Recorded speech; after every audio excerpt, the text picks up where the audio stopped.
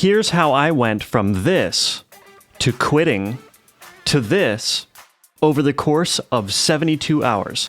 This is the making of Smack Demon in 72, well, actually 12 hours for Ludum Dare 51.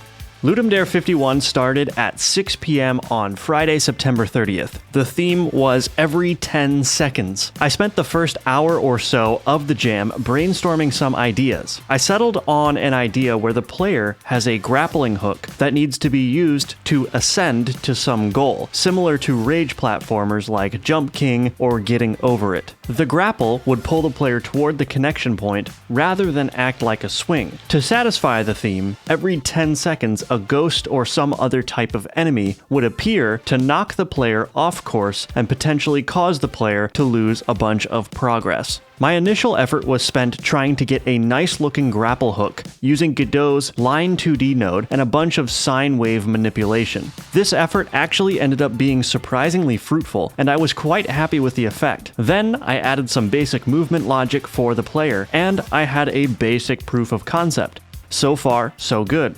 I moved on to adding the enemy that would spawn every 10 seconds to knock the player off course. And this is where things started going south for me. I hadn't thought through how this would work if the player was grappling quickly through the level. I tried to tweak the enemy's speed and attack pattern, but this proved to be futile. Okay, it was time to pivot a bit. If you watched my Game Jam tips video, you know this is something that I emphasize. Changing direction when things aren't working is critical to staying on track and creating a good game within the Game Jam's time limit. I also emphasize the importance of embracing failure, but more on that later. So, the pursuing enemy didn't work. My new idea was to make a Survivors style game, but keeping my grapple hook platformer that I had already built. The level would be populated with alarm clock enemies, and you would smash into the ground using your grappling capabilities to destroy the clocks. Each clock would be something like a second or a half a second, and every 10 seconds that were collected in this fashion would award you with passive upgrades. These upgrades would have the purpose of enhancing your ability to smash clocks, and then actually, the problem with this idea was that I had no clue where to go from there. Smashing clocks and getting power-ups sounds fun and all, but it's not exactly a game with a lot of purpose or depth. It's more like a playground. And then I made the player a pumpkin thing because I thought maybe that would be cool. While I thought about what exactly to do with this idea, I made a tile set which had a nice minimalism to it that I really liked, and after finishing the tile set, I still had no idea what to do with the game. Additionally, it was proving to be difficult to get the grappling hook to feel smooth in a way that was fun. In my playtesting, my momentum was constantly being killed by running into walls or corners, and I frequently moved in ways that seemed unintuitive. So, on Saturday afternoon at around 4 p.m., 22 hours into the jam, these issues caused me to give up on the jam. Or so I thought. Here is me in that moment being dejected. The fact that I'm demotivated, I really don't feel like forcing myself to finish this. I'm already just sort of like dreading changing directions again, and I can't work up the motivation to do that. Another 22 hours later, Sunday at 2:30 p.m., a new idea hit me. It had been almost a day since I decided to give up, but this new idea that came to me was simple and fun. I asked myself, can I get this done with my remaining time? I should note too that I wasn't planning to use any time on Monday to work on the jam since I had to work. So I was already limiting myself to less than 72 hours. I decided that if I worked on this new idea for 12 hours, either by staying up until 2:30 a.m. or by getting up early the next morning, I might be able to get it done. I was disappointed in myself for giving up on the jam, so I decided that I was going to push myself to get this done and still submit something.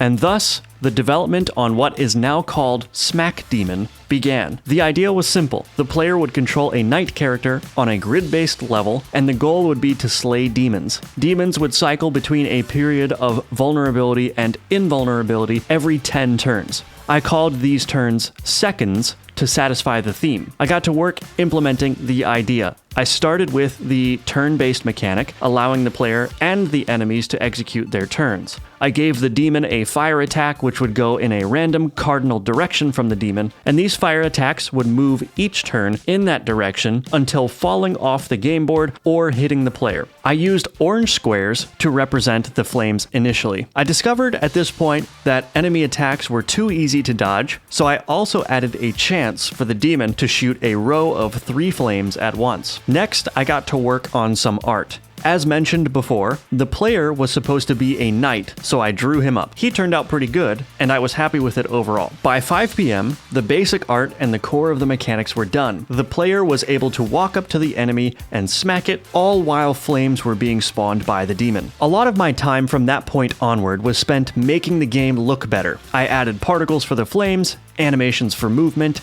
indicators for the grid to show valid movement tiles and danger tiles, and a little shield indicator showing when the demon was in the invulnerable state. I then started work on the UI. I added a counter to count down the number of turns to invulnerability or vulnerability. I also added a shield ability to the player that allowed the player to block incoming damage. At that point, I discovered that killing demons was far too easy, so I made them die in 2 hits, and also made them teleport to a random square on the board when hit. This added a little bit of an extra challenge, which I liked. Then I implemented player health and indicated the health with 3 beating hearts. By 10:30 p.m., I had more animations implemented, I chose a font for the game, and started expanding the player's capabilities with a leap ability. The leap ability was added as a button next to the shield ability, and it extended the knight's movement range by 2 tiles. Throughout the night, I was also designing a handful of levels for the game. I created a level manager early on that could cycle through each of these levels as the player completed them. I figured it was really hard for the player to tell what was happening in the game, so I added some floating text indicators that I could show for relevant events like shielding and damage. Then I worked on making the UI a little nicer by adding some button states, rearranging some elements, and adding cursor art. I also added a death animation for the demon. It was 11:30 p.m. by this point, with the jam submission deadline being 6 p.m. the next day. I was really happy with my progress. All I had left to do was add sound effects and do some additional playtesting. I decided to head to bed for the night and set my alarm for 6 a.m. the next morning. My plan was to put 2 to 3 hours of work into the game before my actual job started.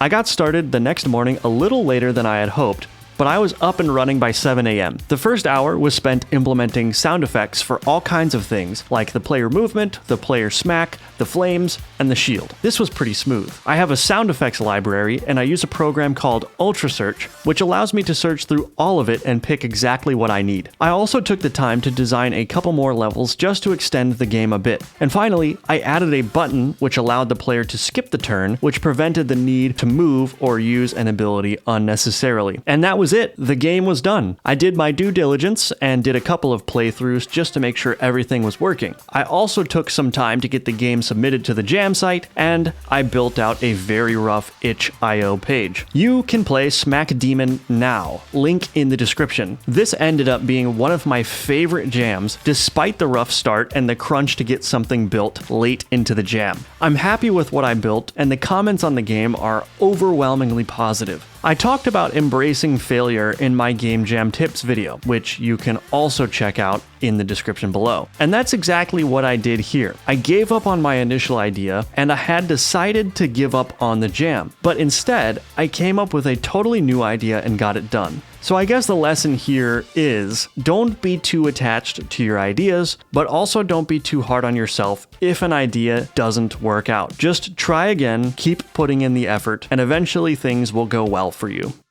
See you in the next video. If you enjoyed the video, please like it and subscribe. If you want to learn how to build a 2D platformer in the Godot engine, check out my Udemy course, link in the description. If you want to support my work, you can pick up one of my games on Steam or itch.io, links in the description as well.